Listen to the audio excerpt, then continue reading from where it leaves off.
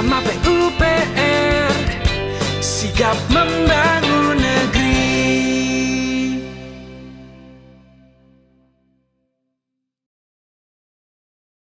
Hai sahabat PUPR, senang sekali saya Riris Ramalia hari ini kembali lagi hadir tentunya dalam podcast Sigap Membangun Negeri, tentunya dipersembahkan oleh Kementerian Pekerjaan Umum dan Perumahan Rakyat. Dan di episode kali ini saya tidak sendirian karena saya punya narasumber, 2 orang narasumber yang luar biasa, sudah datang jauh-jauh dari Sumatera Selatan dan juga Jawa Tengah. Dan tentunya langsung saja kita akan sapa, sudah hadir di sebelah kiri saya tentunya Kepala Dinas Perumahan dan Kawasan Pemukiman Provinsi Sumatera Selatan, Bapak Insinyur Haji Basyarudin Ahmad. Halo Pak. Waalaikumsalam warahmatullahi wabarakatuh. Bagaimana kabarnya hari ini Pak? Baik. Alhamdulillah. Dan juga sudah bergabung bersama kita di depan saya sudah ada tentunya Kepala Dinas Perumahan dan Kawasan Pemukiman Provinsi Jawa Tengah, Bapak Insinyur Arif Jatmiko. Halo Pak. Assalamualaikum. Waalaikumsalam warahmatullahi wabarakatuh. Bagaimana kabarnya hari ini Pak? Alhamdulillah. Ini mudah-mudahan semua yang menyaksikan hari ini sahabat PUPR semuanya juga dalam keadaan sehat. Dan yang pasti tentunya senang sekali saya bisa bertemu dengan bapak-bapak sekalian, dan juga mudah-mudahan apa yang nanti akan disampaikan oleh bapak-bapak ini memberikan informasi yang banyak untuk seluruh sahabat PUPR. Jadi jangan kemana-mana, tonton ini sampai dengan selesai ya. Dan juga tentunya kita juga berterima kasih karena sudah berkenan hadir dalam rangkaian acara tentunya memperingati Hari Perumahan Nasional 2022. Dan juga untuk mengawali episode kali ini dengan tema Best Practice Kolaborasi Stakeholder Penyediaan Perumahan, saya mau langsung bertanya kepada Kepala Dinas Perumahan Kawasan Sumatera Selatan, yaitu Pak Basyar. Ya Pak Basyar, bagaimana pemerintah Provinsi Sumatera Selatan merancang program perumahan sehingga dapat berperan dalam upaya peningkatan kesejahteraan masyarakat sekaligus mempercepat perekonomian Pak? Iya, memang ini berawal dari keterbatasan kewenangan kami ya menurut Undang-Undang 23. Karena kami di situ lebih mengedepankan pembangunan rumah tidak layak huni bagi apabila terjadi bencana atau relokasi pembangunan. Nah ini permasalahannya kalau nggak ada bencana ini. Makanya kami memutar otak untuk bagaimana mendukung programnya Pak Presiden, program sejuta rumah. Maka kami memulai untuk menyukseskan waktu itu ada program pembangunan rumah dengan yang berskala besar. Pembangunan rumah 3.000 unit rumah untuk MBR. Tetapi kami juga berpikir ini MBR kok yang hanya kita pikirkan fixed income, sementara Undang-Undang Dasar 1945 pasal 28H ayat 1 itu kan untuk semua warga negara. Makanya kami juga sekarang sedang dalam proses juga memikirkan bagaimana MBR yang non fixed income. Nah, MBR non fixed income ini juga terbagi 2. Ada yang affordable, dia mampu seperti pemulung berdaya itu mampu. Gajinya 200 sampai 300 ribu per hari, itu mampu dia. Cuman dia tidak punya akses ke bank, itu akan kita bantu. Kemudian ada juga yang non fixed income yang tidak mampu.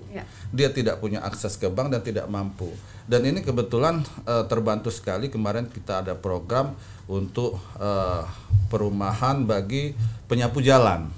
Jadi mereka ini masyarakat ini yang penyapu jalan ini dia melalui koperasi membeli lahan tanah itu, kemudian kita bantu melalui Kementerian PU itu ada yang namanya program BSP-SPB. Itu ada 223 unit. Nah, ini terbantu sekali. Dan ini kan tidak memberi ikan, tetapi kita juga memberi pancing gitu loh. Masyarakat secara ikatan emosional mereka berjuang untuk membeli lahan. Kemudian pemerintah membantu. Nah, ini tepat sekali program ini dan ditunggu-tunggu. Kami sudah sepakat se-Indonesia melalui Jarkimnya, termasuk Pak Miko ini inisiasi awal di Jawa Tengah, kemudian ada horizontal learning di Sumatera Selatan. Itu kita sepakat untuk agar Kementerian PU menghidupkan kembali program BSP-SPB ini yang berguna sekali bagi masyarakat non fixed income yang tidak punya kemampuan. Dan bukan cilakanya lagi, dan ternyata non fixed income ini itu persentasenya lebih banyak daripada yang fixed income. Ini yang perlu kita bantu. Seperti saya diskusi terus dengan Pak Miko, dia punya program juga, tapi non fixed income yang nggak mampu ini disebutnya miskin. Kalau kita masih kita haluskan non fixed income nggak mampu, itu mereka kita arahkan untuk kredit tanah dan ada bantuan rumah, itu yang diprogramkan dari Kementerian PU. Sayangnya program ini sudah di stop. Yang ada hanya BSPS peningkatan. Tapi kami melalui BSPS peningkatan kami sudah berhasil juga memfasilitasi, ada salah satu kota Lubuk Linggau dan juga Kabupaten Musirawas untuk guru honorer dan juga penggiat olahraga. Walaupun hanya PK, tapi alhamdulillah sekarang udah kebangun sebanyak 70 rumah ditambah 60 rumah. Oke, nah ini dari beberapa program perumahan yang tadi Bapak sebutkan, dari penyapu jalan, terus juga guru honorer gitu. Mungkin ada yang lain-lainnya lagi. Kira-kira ada program unggulan nggak sih di bidang perumahan untuk Provinsi Sumatera Selatan sendiri, Pak? Kami mencoba, kalau untuk perumahan, satu, di luar bantuan dari Kementerian PU yang BSPSPK, kita mencoba ada program gubernur untuk rumah tidak layak huni. Kemarin waktu ulang tahun RI yang ke-75 kita bangun 75 unit, itu dari non APBD. Jadi sumbangan dari OPD, sumbangan dari Basnas, sumbangan dari BUMN, BUMD dan lain sebagainya. Dan di tahun ini kita ada melakukan pembangunan rumah untuk rumah tidak layak huni sebanyak 40 rumah, itu untuk masyarakat miskin di kawasan Kumuh.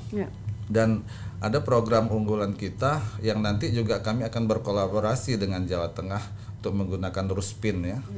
Rumah instan ya. Rumah unggul. Rumah apa? Rumah unggul. Ya, rumah unggul instan ya. Jadi sekarang ini kami lebih fokus dengan rumah cetak ya, monolitik Dynahome yang hemat energi, hemat material, juga hemat air ya.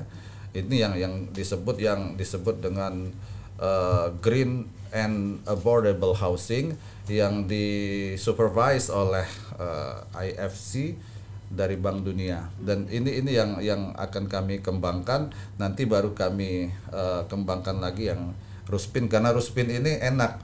Dia 18 di bawah, 18 di atas 2 tingkat, sehingga lahannya cukup 36 tetapi punya space lagi sekitar 6 meter. Bisa ke depan kalau di perkotaan kita buat nanti untuk agriculture ya, urban agriculture, untuk mereka usaha misalnya buat hidroponik dan lain sebagainya, untuk juga mendukung Sumatera Selatan mandiri pangan gitu. Oke, baik, terima kasih untuk Pak Bashar. Nah, saya akan ke Pak Miko, tentunya kita ke Jawa Tengah. Nah, program 1 juta rumah yang dicanangkan oleh Presiden Republik Indonesia itu Bapak Joko Widodo di tahun 2015 ya Pak ya, tanggal 29 April, sudah 7 tahun berlalu. Nah, bagaimana Provinsi Jawa Tengah melaksanakan program ini pada tahun 2021 lalu, dan untuk 2022 ini apa rencana Pemprov Jawa Tengah untuk selanjutnya? Terima kasih. Secara prinsip sebetulnya tadi sudah disampaikan oleh Pak Bashar bahwa tugas kita di daerah itu tidak bisa langsung gitu ya. Jadi apa yang kami lakukan di Jawa Tengah adalah mengintegrasikan program, mengkolaborasikan program, bagaimana kemudian program yang dilakukan Pemprov, yang dilakukan pusat, bahkan sebetulnya yang dilakukan oleh swasta dalam bentuk developer-developer. Kami memang membangun, ada klinik gitu ya. Kami juga berkoordinasi dengan developer. Di dalamnya merupakan bagian dari Pokja Perumahan dan Kawasan Pemukiman. Ada forum perumahan kawasan pemukiman. Ini anggotanya seluruh stakeholder. Kalau forum itu anggotanya non pemerintah, non government. Jadi ada developer, ada asosiasi-asosiasi dan beberapa sektor lain. Nah, bagaimana kemudian kita mengkolaborasikan sehingga program 1 juta rumah itu bisa dilaksanakan di Jawa Tengah. Sudah cukup banyak, pendataan memang sedang kami lakukan, seberapa banyak sebetulnya Jawa Tengah bisa menghasilkan rumah dalam 1 tahun. Ini sedang kami data, jumlah developer sedang kami data juga, jumlahnya ternyata cukup banyak. Kami masih melihat apakah ini sudah memenuhi syarat sebagai bagian dari sertifikasi developer. Ya, karena data yang ada di kami itu total ada 16 asosiasi. Developernya ada sekitar 900. Ini harus kita berdayakan semua sehingga program 1 juta rumah bisa dilaksanakan. Apa yang dilaksanakan oleh Pemprov sendiri agak berbeda dengan di provinsi lain. Tadi sampaikan Pak Basar, memang kami mengistilahkan miskin Pak Basar karena apa yang kami bantu adalah mereka atau masyarakat yang secara pendapatan memang di bawah kategori MBR. Kalau MBR itu biasanya desil di atas desil 4 kalau nggak salah, di atas desil 4-5, nah kita 4-6, nah kita di bawah itu. Jadi masyarakat ada beberapa contoh memang, seperti misalnya di Cilacap itu komunitas penderes gula kelapa, gitu ya. Kemudian di Brebes ada supir, ada buruh tani, buruh pasar. Bahkan sebetulnya kami juga punya program untuk masyarakat ex penghuni rusun. Jadi ini mungkin yang agak berbeda. Jadi rusun itu kan sebetulnya bukan tempat tinggal yang permanen, panjang gitu ya.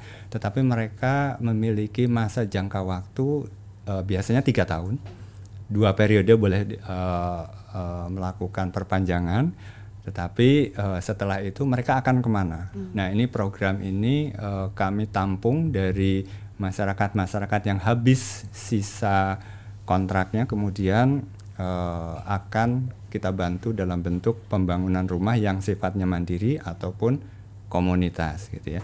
Nah, yang komunitas di Jawa Tengah memang juga skalanya tidak besar. Tadi di Pak Basar skalanya besar, kami menyasar pada skala-skala kecil karena memang kami bergeraknya pada membentuk komunitas, gitu ya. Kemudian komunitas itu diberikan sosialisasi bahwa ada rumah murah, rumah yang strukturnya kuat, bisa dibangun secara gotong royong, dan ini adalah teknologi dari PUPR, yaitu rumah Ruspin. Rumah unggul sistem panel instan. Ya, ini bisa dilakukan karena dilakukan secara gotong royong. Makanya komunitas itu dari awal sudah kita bentuk agar mereka nanti turut membangun. Gitu ya. Nilai bantuan dari pemerintah Provinsi Jawa Tengah sekitar 35 juta untuk struktur dinding, lantai dan atap. Memang tidak mewah. Tapi rumah sederhana, cukup untuk tinggal. Kemudian ada padat karya 1,8 juta. Ya, program ini memang mensinergikan, mengkolaborasikan dengan pemerintah pusat. Dalam hari ini adalah Ruspinnya. Kami berkoordinasi dengan PUPR, dengan kabupaten terkait dengan izin-izin, sertifikat tanah, kemudian izin mendirikan bangunan. Kemudian dengan desa juga kami ada kolaborasi dengan desa. Ada beberapa komponen yang dibantu oleh desa. Kemudian masyarakat ini iuran beli lahan, kemudian kita hanya membantu membuat site plan begitu, dan kemudian masyarakat yang pada akhirnya akan melakukan untuk, karena mereka berdaya, misalnya kalau di Brebes itu mereka ingin rumahnya seperti klaster misalnya kayak gitu, tidak pakai pagar, lumayan menarik ini, mereka sangat senang dengan program ini. Kalau boleh sedikit nanti sebelum dielaborasi, tahun depan kami sudah mulai menangani kawasan kumuh yang lahannya terbatas, gitu ya. Kami menyediakan Ruspin tetapi posisinya tingkat. Kami istilahkan optimis. Ya, optimis itu bangunan yang sebetulnya Ruspin tetapi dibuat 2 lantai. Sehingga lahannya kebetulan kami berkoordinasi dengan kabupaten, dengan kota Surakarta lahannya hanya 24 meter persegi. Kemudian di Brebes lahan 28 meter persegi. Itu bisa dilakukan. Nah, ini komunitas semua. Saya kira itu beberapa yang dilakukan di Jawa Tengah terkait dengan beberapa program yang kami lakukan. Mohon maaf tadi optimis, omah panel tingkat milik Sejahtera. Omah panel tingkat milik Sejahtera. Omah panel tingkat milik sederhana. Jadi kita memang membuat istilah-istilah yang masyarakat itu uangnya tidak banyak ya, masyarakat miskin. Yang di Brebes itu mereka iuran untuk beli tanah itu 7,5 juta saja. 7,5 juta itu? Mereka iuran ada 32 warga, rumahnya tergerus karena tinggal liar, tinggal di sempadan sungai. Tahun kemarin kena hujan hilang semua. Gitu hanyut ya. terbawa. Hanyut ya. Terus kemudian mereka setelah membentuk komunitas, mereka lihat harga lahan berapa. Mereka beli lahan 1.200 meter persegi untuk 32 rumah. Tapi itu menarik. Ya. Nah, ini luar biasa. Jadi itu sudah termasuk jalan ya segitu. Jadi masing-masing rumah kena 28. KDB-nya memenuhi syarat Pak Basar, kira-kira KDB 60. Jadi per kepala keluarga itu 7,5 juta itu Pak? 7,5 juta untuk beli tanah, itu iuran. Karena di kabupaten. Iya, terus kemudian pembersihan lahannya iuran per warga 100.000, sewa beku. Kemudian di pembersihan, sekarang proses pembersihan bisa dilihat di Brebes. Clearing ya? Iya, land clearing. Ya. Jadi udah bisa dilihat ya Pak ya? Pembebasan lahannya sudah, programnya tahun depan, tetapi dalam 2 minggu ini direncanakan akan pembangunan rumah contoh. Ya, rumah contoh karena ini warga miskin juga. Kumuh itu ya? Sempadan sungai, Kumuh. Kumuh ya? Tapi sungai. Milik provinsi atau kota? Ini kebetulan terkena bencana sehingga memang kita tanggulangi, tidak sempat kita pilah ini bencana. Ya, karena bencana. Iya, baik, Pak. Ya. Nah, kalau tadi Bapak kan sudah sebutkan ada Ruspin ya Pak. Ya. Apakah Ruspin ini juga merupakan salah satu program kolaborasi antara Kemen PUPR dengan Pemprov Jawa Tengah Pak? Iya. Jadi kami pada awalnya memang dalam pemilihan bagaimana rumah itu bisa didirikan oleh masyarakat miskin, karena kita kan kalau masyarakat miskin kan memang harus melibatkan betul. Karena mereka tidak mungkin menjadi penonton. Kita ingin mereka juga ikut terlibat di dalamnya. Rumah itu harus sederhana. Rumah cetak. Ya, harus mudah. Dan tentu saja harus juga masyarakat bisa terlibat. Jadi ini hanya panel-panel saja. Dalam satu rumah standarnya adalah 36 meter persegi. Tetapi kalau kita lihat Pak Basar, ini hampir 40 sebetulnya. Kalau dihitung secara luasan hampir 40 meter persegi. Dan kenyataannya memang betul, rumah ini mudah. Jadi masyarakat itu hanya dilatih sebentar, kemudian hanya dalam 2 sampai 3 hari struktur Ruspin sudah berdiri dengan pola padat karya. Strukturnya, iya. Kolom-kolom, ya, itu kan berbentuk kubus gitu ya. Dan dengan spesifikasi yang ada, saya kira ini rumah untuk MBR level bawah atau marga miskin. Saya kira ini rumah MBR yang memiliki kekuatan paling bagus se-Indonesia ya, karena kita teknologinya pakai teknologinya PU gitu. Jadi ini kan kalau strukturnya saja dia tahan gempa sebetulnya. Jadi ini yang kita berikan kepada masyarakat, rumah dari sisi ukuran standar yang ditetapkan Bappenas, jadi 36 meter persegi bahkan sampai 40. Strukturnya sudah pasti kuat karena masing-masing kekuatan itu bisa untuk menahan gempa. Ya, baik. Ya. Oke. Nah, kalau untuk kembali kita ke program Sejuta Rumah ya Pak ya. Untuk daerah Jawa Tengah sendiri, kabupaten atau kota mana yang dapat dijadikan contoh untuk keberhasilan dari program Sejuta Rumah? Kalau kita berbicaranya pada pembangunan skala komunitas, karena yang skala besar pastilah dilakukan oleh developer ya. Tapi kalau untuk yang komunitas kami punya 6 titik yang memang cukup berhasil dalam melaksanakan pembangunan skala komunitas, yaitu di Cilacap itu adalah komunitas penderes gula kelapa, kemudian di Brebes ini komunitas untuk buruh supir gitu, kemudian di Magelang, kota Magelang, dan di Jepara itu ex penghuni rusun, di Kendal buruh, dan satu lagi ada satu lagi tadi rupa di Purbalingga adalah ex penghuni rusun. Ya, ini lumayan besar. Tapi untuk kategori komunitas ya, komunitas bukan komunitas yang besar karena sangat sulit. Memang kita mencari lahan untuk iuran, membeli lahan dan lain sebagainya.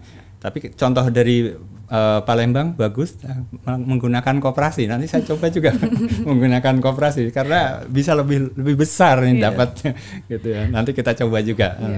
Baik, terima kasih Pak Miko. Kalau dari wilayah Sumatera Selatan Pak Basyar, apa saja program perumahan yang sudah dilaksanakan di tahun 2021 dan yang juga sedang dijalankan di 2022 ini tentunya juga mendapat dukungan dari pemerintah Provinsi Sumatera Selatan, Pak. Di tahun 2021 kita sampai sekarang masih berjalan. Ada program perumahan MBR skala besar, ada 3.000 unit rumah di BPS Land. Tapi ini kecenderungan lebih kepada MBR yang fixed income, yang punya SK. Siapa dia? TNI, Polri, ASN, karyawan BUMN, BUMD. Nah, kita berpikir sementara yang paling banyak itu adalah MBR yang non fixed income. Yang non fixed income juga terbagi dua. Ada yang affordable, dia mampu tapi dia tidak punya akses ke bank. Ada yang dia memang tidak mampu dan tidak punya akses ke bank. Dan ini yang kita sedang perjuangkan.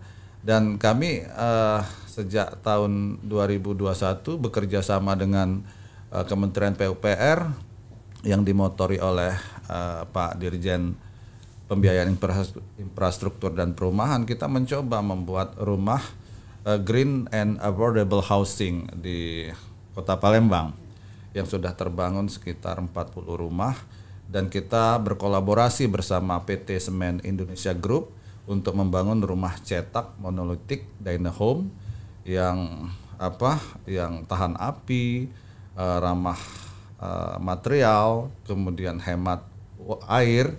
Dan kita juga berkolaborasi bersama PT Land Energy, itu juga menggunakan solar cell. Nah, kita coba untuk menekan biaya dengan harga yang relatif murah, 140 juta, menggunakan program Kementerian PU BP2BT. Jadi dapat subsidi 40 juta, jadi yang dikredit oleh masyarakat itu 100 juta. Ini salah satu program kita yang disupervise oleh IFC dari World Bank. Ini lagi kita kembangkan juga nanti ke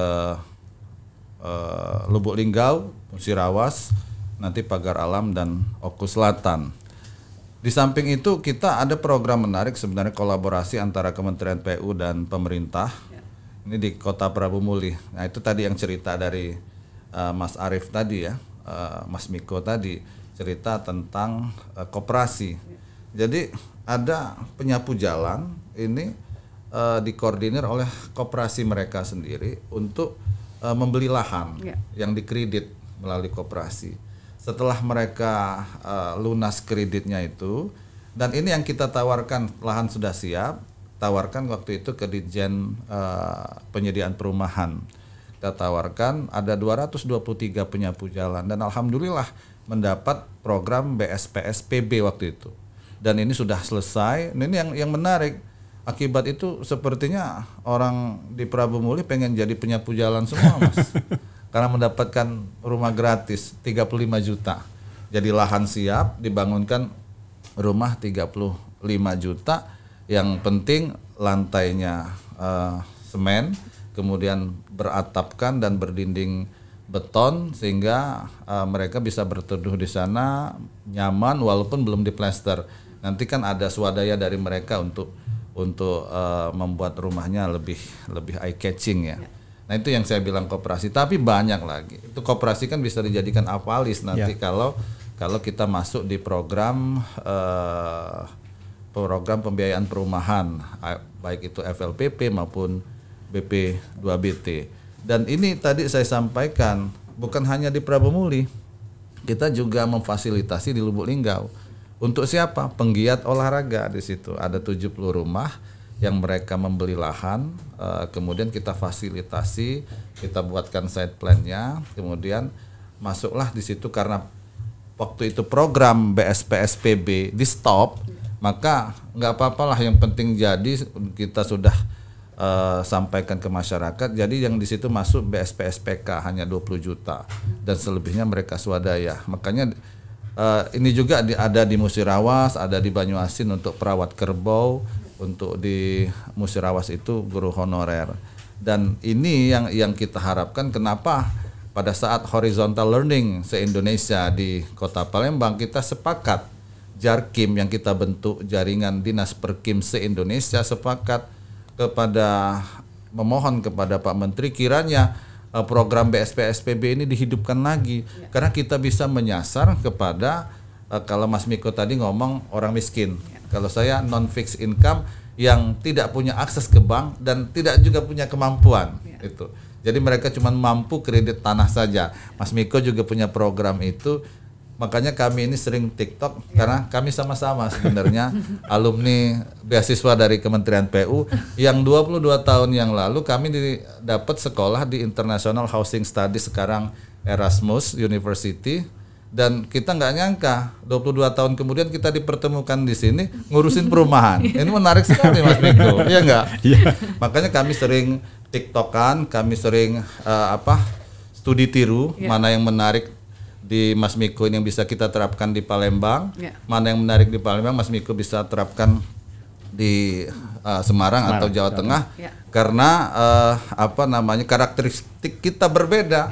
Karakteristik manusia juga berbeda, ada yang bisa diterapkan, ada juga enggak. Ya, baik Pak. Nah, kalau misalnya dari Provinsi Sumatera Selatan sendiri, apakah pernah mengadakan survei mengenai kebutuhan perumahan? Oh iya, kita bekerja sama dengan kabupaten kota dan juga baik secara individual maupun dengan konsultan untuk menginventarisir berapa sih jumlah backlog yang ada di Sumatera Selatan, tentunya backlog hunian ya.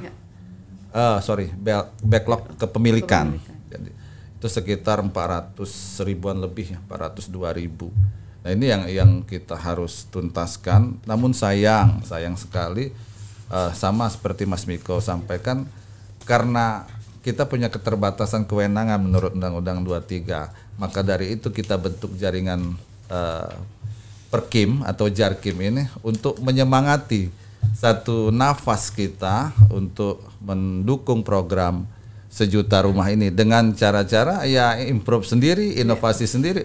Karena kalau menurut Undang-Undang 23 itu cuma 2 yang diperbolehkan di Dinas Perkim daerah ini. 1, membangun rumah tidak layak huni akibat bencana. Pertanyaan bagaimana kalau bencana itu tak kunjung datang. Yang kedua, membangun rumah tidak layak huni relokasi akibat program pembangunan. Kalau dia senang ganti rugi nggak jalan juga program ini. Makanya memang land banking itu dibutuhkan untuk masing-masing kabupaten kota, sehingga apabila terjadi sesuatu relokasi itu dengan mudahnya kita bisa membangunkan, memberikan dukungan dalam bentuk bantuan sosial ataupun dalam bentuk program BSPS, PB maupun PK itu Mas. Nah Pak, kalau misalnya untuk program Kementerian PUPR sendiri di bidang perumahan yang sangat dibutuhkan masyarakat dari Sumatera Selatan ini apa itu, Pak? Bukan hanya Sumatera Selatan, se-Indonesia kita udah sepakat di Palembang kemarin, udah tanda tangan loh, disaksikan oleh Pak Dirjen. Itu BSP SPB itu sangat menolong. Karena BSP SPK itu kan hanya RTLH biasa ya. Tetapi bagi masyarakat yang sudah beli lahan ini bisa dibantu rumahnya itu jadi loh. Jadi benar, sudah pakai atap, pakai dinding, pakai lantai. Ini menarik sekali. Ini bisa ditanyakan se-Indonesia sudah sepakat kami butuh program BSP SPB ya Mas ya? Ya Pak, untuk bentuk kerjasama dan kolaborasi Dinas Perumahan dan Kawasan Pemukiman di Provinsi Sumatera Selatan sendiri dengan Kemen PUPR ini untuk menurunkan angka backlog perumahan itu seperti apa Pak? Ini kita fokus, kalau backlog perumahan ini lebih kepada kepemilikan, sebenarnya lebih kepada business to business. Tapi ini kita mencoba, kan selama ini kan bermain di ranah FLPP, itu ranah yang nyaman lah bagi bank. Nah sekarang kita berjuang terus berkolaborasi secara instan bagaimana kita menyukseskan program BP2BT, yaitu rumah dengan subsidi 40 juta. Ini yang memang tidak mudah, tapi kami berjuang terus dan alhamdulillah sudah pecah telur kalau untuk Sumatera Selatan. Dan Mas Miko yang masih belum pecah telur, kuotanya besar dibanding FLPP, tapi memang agak rumit ya. Ini yang perlu penekanan kembali kita kepada bank ya, agar bisa dengan sepenuh hati mendukung program BP2BT ini. Oke, nah kalau dari Jawa Tengah sendiri Pak, ada terobosan baru atau tidak dari Jawa Tengah.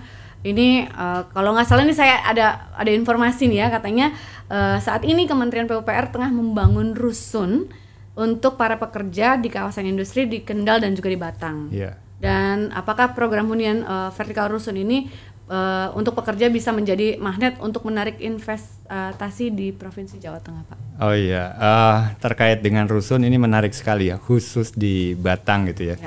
Ini memang program bagi tidak hanya Batang sebetulnya, karena ini skalanya nasional. Bahkan kalau kita bicara ini adalah sangat strategis. Ya, jadi ide untuk memasukkan rusun ke dalam kawasan industri sendiri ini sudah merupakan ide yang sangat baik. Kenapa demikian? Kalau kami memang melihatnya lebih komprehensif gitu ya.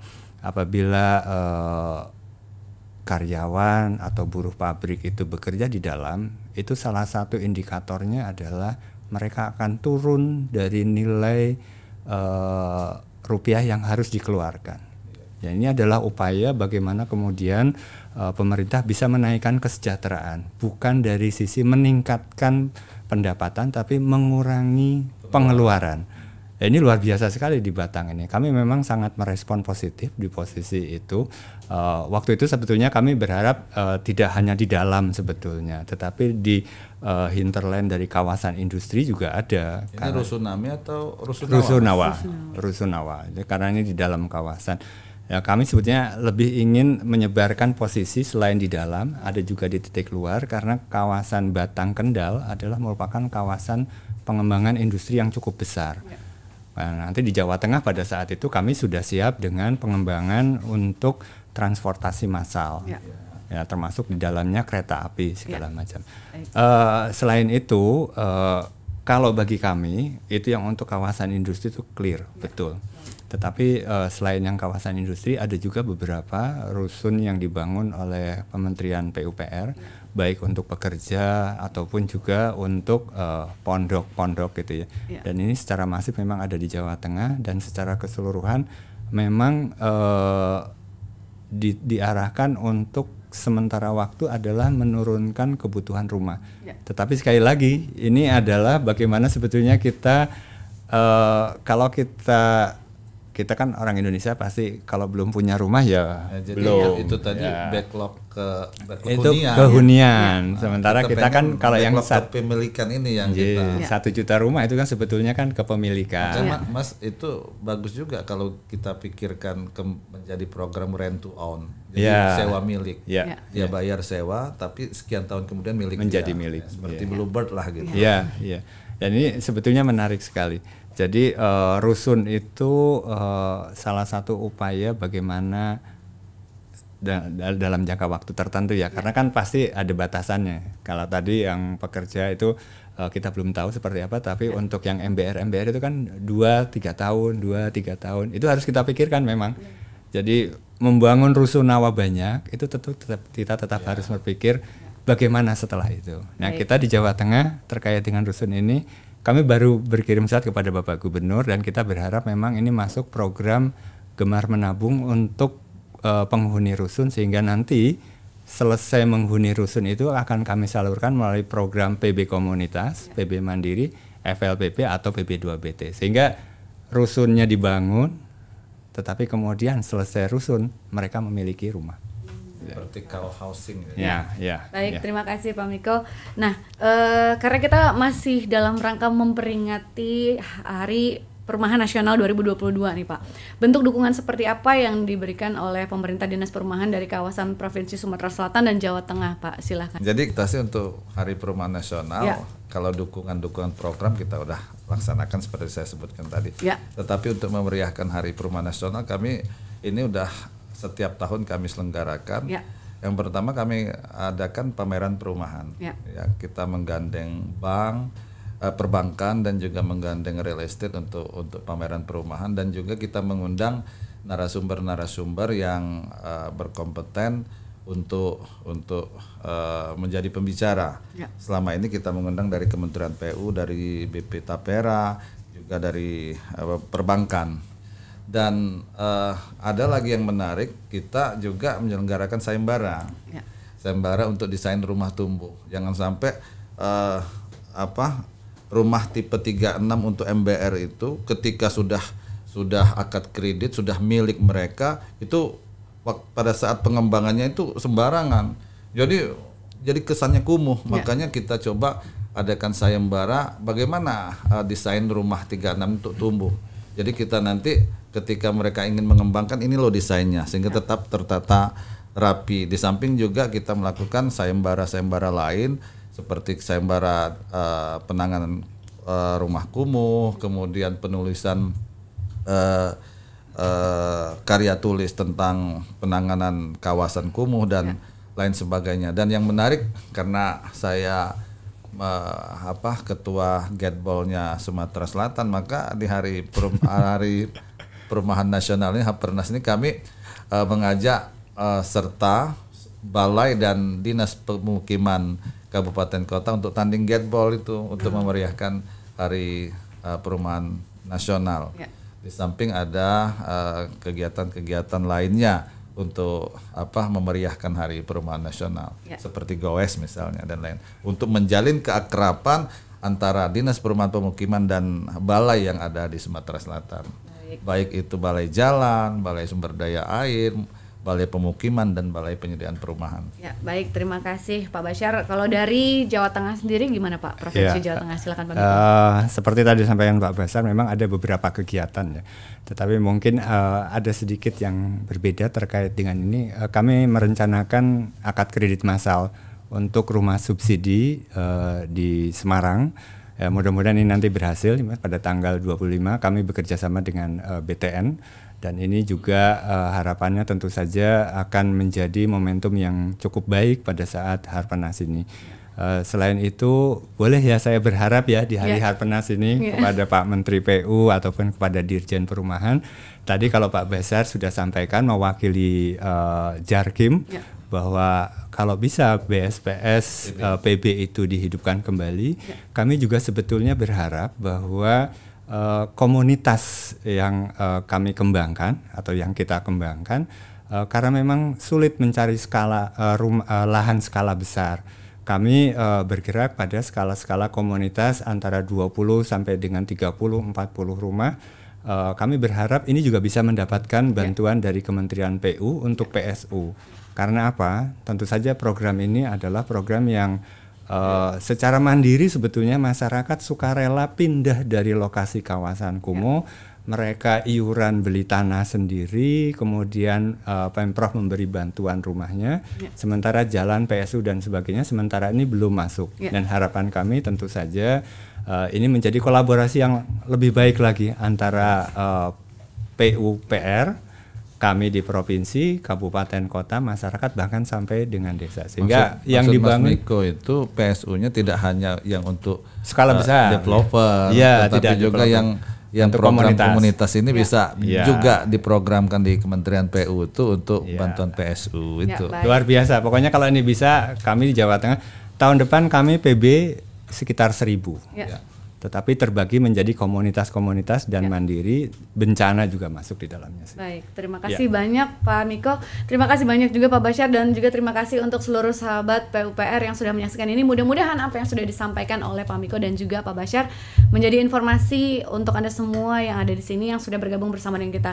Sekali lagi terima kasih untuk seluruh narasumber saya, terima kasih untuk Kepala Dinas Perumahan dan Kawasan Provinsi Jawa Tengah Bapak Insinyur Arief Jatmiko, dan juga terima kasih Kepala Dinas Perumahan dan Kawasan Provinsi Sumatera Selatan Bapak Insinyur Haji Basyaruddin Ahmad. Terima kasih banyak sekali untuk seluruh sahabat PUPR yang juga sudah bergabung bersama dengan kita, dan jangan lupa untuk sahabat PUPR yang mau mendapatkan informasi lebih detail lagi mengenai bagaimana caranya mendapatkan kemudahan untuk bisa mendapatkan perumahan atau juga hunian yang layak bersama dengan Kemen PUPR, teman-teman atau juga sahabat dari PUPR bisa langsung follow di Instagramnya di @kemenpupr, atau juga di TikTok di @kemenpupr, dan juga bisa di Twitter di @kemenpu, atau juga bisa follow di Instagram di Facebooknya di Kementerian Pekerjaan Umum dan Perumahan Rakyat Indonesia.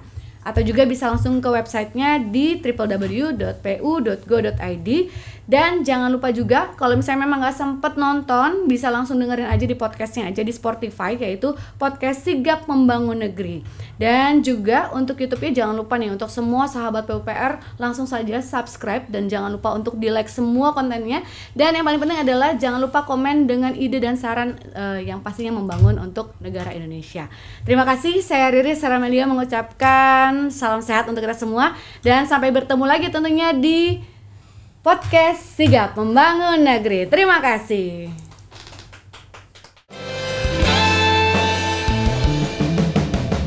Bersama PUPR, sigap membangun